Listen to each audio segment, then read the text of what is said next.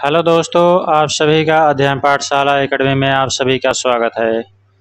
आज हम बात करेंगे प्लांट किंगडम के बारे में। प्लांट किंगडम क्या होता है, पादप जगत के बारे में अध्ययन करेंगे। यह क्लास 11 का चैप्टर है। इसके बारे में आज वीडियो लेक्चर नंबर 1 है। इसके बारे में हम बेसिक जानकारी लेंगे, मतलब इनके कैरेक्टर्स क्या होते हैं, कहाँ पाए जाते हैं, टेरिडोफाइटा क्या होते हैं, ब्रायोफाइटा क्या होते हैं, जिम्नोस्पर्म क्या होते हैं, इनके लक्षण क्या होते हैं, इन सब के बारे में हम जानेंगे और उनकी लाइफ साइकिल के बारे में बात करेंगे। यह वीडियो लेक्चर नंबर 1 है। इसके बाद पार्ट 2 आएगा, जिसमें कि डिटेल्स में अध्ययन ब्रायोफाइटा का अध्ययन आएगा। ब्रायोफाइटा, जिम्नोस्पर्म अलग वीडियो में इसका पूरा डिस्कशन डिटेल में किया जाएगा। तो वीडियो शुरू करने से पहले अगर हमारे चैनल पर आप सब नए विजिट किए हैं तो आप सभी से रिक्वेस्ट है कि चैनल को लाइक कीजिए, सब्सक्राइब कीजिए और अपने साथियों के साथ शेयर कर दीजिए और हमारे साथ लास्ट तक बने रहिए। यहाँ इससे आपको सीखने को ज़रूर मिलेगा। तो चलिए वीडियो की शुरुआत करते हैं दोस्तों। प्लांट किंगडम की बात करते हैं। पादप जगत क्या होता है, इनके परिचय के बारे में हम बात करते हैं प्लांट किंगडम के। तो जो प्लांट किंगडम शब्द है, शब्द की उत्पत्ति पादप शब्द का मतलब पौधा है, इसका मतलब पौधा होता है और इसे अंग्रेजी शब्द हम प्लांट किंगडम कहते हैं। जो पादप जगत होता है इसे हम प्लांट किंगडम इंग्लिश में कहते हैं। यह नाम प्लांटी से आया है। जो प्लांट किंगडम शब्द आया है यह प्लांटी से आया है, जो पौधे के लिए लैटिन भाषा का शब्द है। जो प्लांटी शब्द है यह लैटिन भाषा का शब्द है। प्लांट किंगडम को प्लांटी शब्द से लिया गया है, जो कि लैटिन शब्द से लिया गया था। बात करते हैं आगे खोजकर्ता। पादप जगत के खोजकर्ता कौन है। इनमें निम्नलिखित वैज्ञानिकों का श्रेय जाता है। पादप जगत को वर्गीकृत करने का श्रेय निम्नलिखित वैज्ञानिक को दिया जाता है। वैज्ञानिक है अर्नेस्ट हेकल, रॉबर्ट व्हिटेकर और कार्ल लिनेयस। ये 3 वैज्ञानिक हैं जिनके पादप जगत में महत्वपूर्ण भूमिका है। ये रॉबर्ट व्हिटेकर जी का पिक लगा है। आगे हम बात करते हैं पादप जगत की सामान्य विशेषताएं, characteristics of the plant kingdom. हम प्लांट किंगडम के विशेषताओं की बात करते हैं। बहुकोश की, मल्टी सेलुलर होते हैं। सभी पौधे बहुकोश की होते हैं, जिनमें कई प्रकार की कोशिकाएं पाई जाती हैं। जो पौधे होते हैं इसमें सभी प्रकार की जो पौधे होते हैं बहुकोश की होती हैं। इनमें कई प्रकार की कोशिकाएं पाई जाती हैं। आगे बात करते हैं स्वपोषी होती हैं, ऑटोट्रॉफिक होती हैं। अधिकांश पौधे प्रकाश संश्लेषण के माध्यम से अपने भोजन का निर्माण स्वयं करते हैं। इसमें जो कुछ पौधे होते हैं वे अब प्रकाश संश्लेषण के माध्यम से अपना जो भोजन बनाते हैं स्वयं बनाते हैं। बात करते हैं कोशिका भित्ति, सेल वॉल की। सभी पौधों की कोशिकाओं में सेलुलोज से बनी कोशिका भित्ति होती है। जितने भी पौधे होते हैं सभी पौधों में कोशिका भित्ति पाई जाती है, प्रेजेंट होता है, और यह कोशिकाओं में सेलुलोज से बनी होती है। जो कोशिका भित्ति बनी होती है सेलुलोज से बनी होती है। बात करते हैं आगे हम निर्जीव पदार्थों का निर्माण। इसमें निर्जीव पदार्थों का भी निर्माण होता है। वे पौधे जो वायुमंडल से कार्बन डाइऑक्साइड को ग्रहण करके ऑक्सीजन का उत्पादन करते हैं। मतलब वे पौधे जो वायुमंडल से कार्बन डाइऑक्साइड को ग्रहण करते हैं और ऑक्सीजन उत्पन्न करते हैं, जो पृथ्वी पर जीवन के लिए महत्वपूर्ण होते हैं। मतलब पृथ्वी पर जो लोग रहे हैं उनके लिए बहुत महत्वपूर्ण होता है। प्रजनन, रिप्रोडक्शन क्या होता है। पौधों में जो होता है लैंगिक और अलैंगिक दोनों प्रकार के प्रजनन होते हैं। जो इनमें रिप्रोडक्शन देखने को मिलता है, सेक्सुअल और असेक्सुअल दोनों प्रकार टाइप के हमें रिप्रोडक्शन देखने को मिलता है। बात करते हैं आगे हम पादपों का वर्गीकरण। इनको कितने समूह में बांटा गया है। मुख्यतः समूह जो है थाइलोफाइटा, ब्रायोफाइटा, टेरिडोफाइटा, जिम्नोस्पर्म, एंजियोस्पर्म।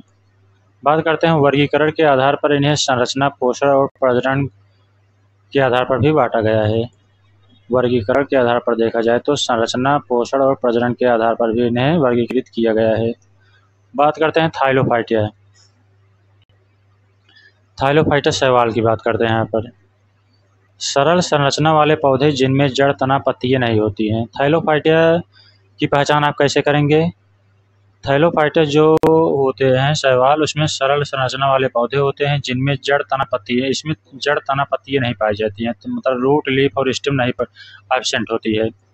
यह मुख्यतः जलीय पादप होते हैं, मतलब आपको जल के स्थान पर यह मिलेंगे।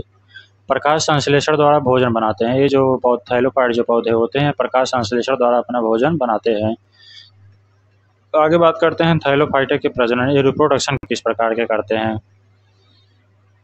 ये रिप्रोडक्शन वेजिटेटिव रिप्रोडक्शन करते हैं, खंडों में विभाजित होकर करते हैं। अब इसमें दो टाइप, एक असेक्सुअल रिप्रोडक्शन, एक सेक्सुअल रिप्रोडक्शन। जो असेक्सुअल रिप्रोडक्शन होता है वह जो स्पोर्ट्स के लिए माध्यम से करता है। जो असेक्सुअल रिप्रोडक्शन होता है उसमें जो लाइफ साइकिल मतलब प्रजनन करता है वह जी स्पोर्ट्स के माध्यम से प्रजनन करता है। और सेक्सुअल रिप्रोडक्शन जो होता है वह आइसोगैमी के माध्यम से करता है, एनाइसोगैमी के माध्यम से करता है और उगैमी के माध्यम से करता है। इस प्रकार से प्रजनन करते हैं थैलोफाइट्स। आगे बात करते हैं ब्रायोफाइट्स का परिचय। ब्रायोफाइट्स के बारे में सामान्य पर जान लेते हैं, क्या इनका कैरेक्टर्स है। ब्रायोफाइट्स जो होते हैं यह स्थलीय परंतु प्रजनन के लिए जल पर निर्भर होते हैं। ये स्थलीय होते हैं परंतु प्रजनन के लिए जल पर निर्भर होते हैं। इस समूह में लाइव बर्ड्स और मॉसेस शामिल होते हैं। जो इसमें समूह होते हैं ब्रायोफाइट्स में लाइव बर्ड्स और मॉसेस भी शामिल होते हैं। यह धरती के उभयचर के रूप में जाने जाते हैं। जो ब्रायोफाइट्स होते हैं धरती के उभयचर के रूप में जाने जाते हैं। बात करते हैं आगे हम ब्रायोफाइटा के जीवन चक्र लाइफ साइकिल के बारे में। जो ब्रायोफाइटा होते हैं इनके लाइफ साइकिल के बारे में अध्ययन करते हैं। गैमेटोफाइट और स्पोरोफाइट के बीच अल्टरनेशन ऑफ जनरेशन होता है। जो गैमेटोफाइट और स्पोरोफाइट का प्रजनन होता है उनके बीच में जो प्रोसेस की क्रिया होती है उसे अल्टरनेशन ऑफ जनरेशन कहते हैं। यह स्पोर के माध्यम से प्रजनन करता है। जो ब्रायोफाइट्स का जीवन चक्र होता है स्पोर्स के द्वारा फॉर्मेशन करता है, प्रजनन करता है। बात करते हैं टेरिडोफाइटा का परिचय, टेरिडोफाइटा इंट्रोडक्शन के बारे में। इसे हम जानते हैं वैस्कुलेचर वाले प्राचीनतम पौधे के नाम से। यह बहुत प्राचीनतम पौधा है जिसे वैस्कुलेचर के नाम से जाना जाता है। इसमें आप एग्जाम्पल लिख सकते हैं फर्न और हॉर्स टेल्स। यह स्पोर के माध्यम से, यह भी जो है स्पोर्स के माध्यम से प्रजनन करता है। जो टेरिडोफाइटा होता है स्पोर्स के माध्यम से प्रजनन करता है। और इसका जो एग्जाम्पल आप फर्न ले सकते हैं और हॉर्स टेल्स ले सकते हैं। आगे हम बात करते हैं टेरिडोफाइटा का जीवन चक्र क्या है। क्या है टेरिडोफाइटा का जीवन चक्र। टेरिडोफाइटा के जीवन चक्र के बारे में बात करते हैं। गैमेटोफाइट और स्पोरोफाइट के बीज को अल्टरनेशन ऑफ जनरेशन कहते हैं। और पौधे बीज नहीं उत्पन्न करते हैं। जो पौधे होते हैं बीज नहीं, इसमें जो पौधे होते हैं बीज उत्पन्न नहीं करते हैं। ये सब कैरेक्टर्स है, आप जानते रहिए, इंपॉर्टेंट है।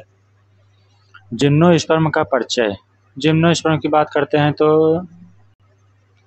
जिम्नोस्पर्म जो होते हैं बीज उत्पन्न करते हैं।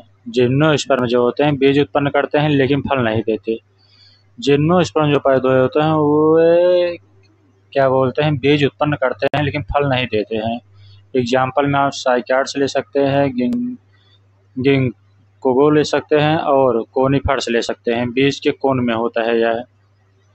आगे हम बात करते हैं जिम्नोस्पर्म्स का महत्व क्या होता है। इनका महत्व क्या होता है, जिम्नोस्पर्म का महत्व क्या होता है।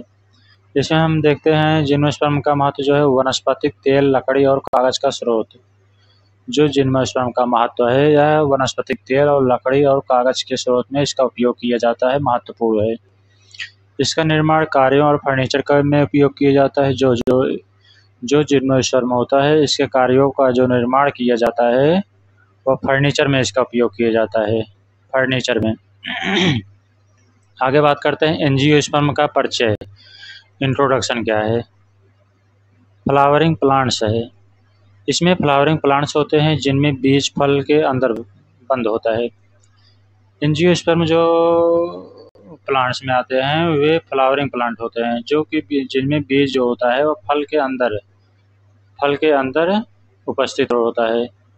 इसमें आप मोनोकाट और डाइकाट्स में वर्गीकृत कर सकते हैं, वर्गीकृत होता है। यह सबसे उन्नत पौधों का समूह है। जो एंजियोस्पर्म होता है सबसे उन्नत पौधे का समूह होता है, सबसे उन्नत तेजी से वृद्धि करने वाला समूह में आता है। बात करते हैं इनकी विशेषताओं के बारे में। इनकी विशेषता क्या है। इनकी विशेषता के बारे में हम बात करते हैं। फूलों में परागकण और बीजांड होते हैं। जो फूल होता है फूलों में परागकण और बीजांड पाया जाता है, उपस्थित होता है। इसमें डबल फर्टिलाइजेशन का विशेष गुण होता है। जो पूल होता है, ये जो एंजियोस्पर्म की विशेषताएं पाई जाती हैं, इसमें जो डबल फर्टिलाइजेशन होता है, डबल फर्टिलाइजेशन के गुण की विशेषताएं पाई जाती हैं। इनमें फलों और बीजों के माध्यम से वितरण होता है। जो फलों होते हैं, फलों और बीजों के माध्यम से वितरण होता है। आगे बात करते हैं एंजियोस्पर्म का वर्गीकरण। जो एंजियोस्पर्म का वर्गीकरण है, ये इसकी क्या विशेषता है? मोनोकाट्स, एक बीजपत्रक जैसे घास। एंजियोस्पर्म का जो वर्गीकरण है, एक बीजपत्रक जैसे घास में पाया होता है मोनोकाट्स। डाइकाट्स, दो बीजपत्रक। मोनोकाट्स का मतलब एक बीजपत्रक, डाइकाट्स का मतलब दो बीजपत्रक, जैसे आम और नीम। आम जो होता है और जो नीम होता है, दो बीजपत्री में आता है। इसमें पोषक तत्वों की संरचना में भिन्नता होती है। जो पोषक तत्व होते हैं, उसमें संरचना में भिन्नता देखने को मिलती है। आगे बात करते हैं हम पौधे के जीवन चक्र का अवलोकन। पौधे का जो जीवन चक्र का अवलोकन है, उसके बारे में अध्ययन करते हैं। जीवन चक्र में अल्टरनेशन ऑफ जनरेशन होता है। जो हमारी लाइफ साइकिल होती है, उसमें अल्टरनेशन ऑफ जनरेशन देखने को मिलता है। और लैंगिक और अलैंगिक प्रजनन विधियाँ होती है। इसमें असेक्सुअल और असेक्सुअल दोनों प्रकार की प्रजनन विधियाँ देखने को मिलती है। उन्नत प्रजनन प्रणाली होती है, उन्नत रिप्रोडक्शन प्रणाली देखने को मिलता है। आगे बात करते हैं पारिस्थितिकी महत्व। इनका महत्व कितना है? पारिस्थितिकी तंत्र में इनका महत्व कितना है? मिट्टी को स्थिर रखना और पारिस्थितिकी संतुलन बनाए रखना। इनका काम रहता है कि मिट्टी जो होती है, उसको स्थिर रखना और पारिस्थितिक संतुलन को बनाए रखना। पॉइंट नंबर 2 में कहा गया है ऑक्सीजन का उत्पादन करना। जो यह ऑक्सीजन है, ऑक्सीजन का उत्पादन करती है।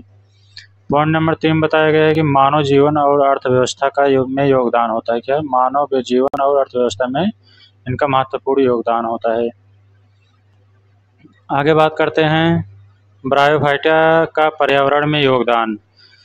जो ब्रायोफाइटा होता है, यह पर्यावरण में इसका क्या योगदान होता है? ब्रायोफाइटा का यह पर्यावरण में योगदान मिट्टी के निर्माण में सहायक होता है, जल को संचित करता है। जो ब्रायोफाइटा होता है, यह मिट्टी के निर्माण में सहायक प्रदान करता है और जल को संचित करता है। जंगलों और नदियों के किनारे पाए जाते हैं। ये जंगलों और नदियों के किनारे जो ब्रायोफाइट्स होते हैं, जंगल और नदियों के किनारे प्रेजेंट होते हैं। आगे हम बात करते हैं, तो वीडियो दोस्तों यहीं पर समाप्त होता है। वीडियो कैसा लगा आप सब कमेंट में ज़रूर बताइएगा। और आप सबका क्या राय है?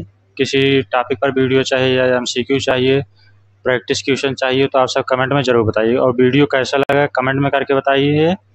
अगर हमारे चैनल पर नए हैं तो चैनल को सब्सक्राइब कीजिए, लाइक कीजिए, अपने साथियों के साथ शेयर कीजिए। तब तक के लिए मिलते हैं हम किसी नए वीडियो में। धन्यवाद दोस्तों।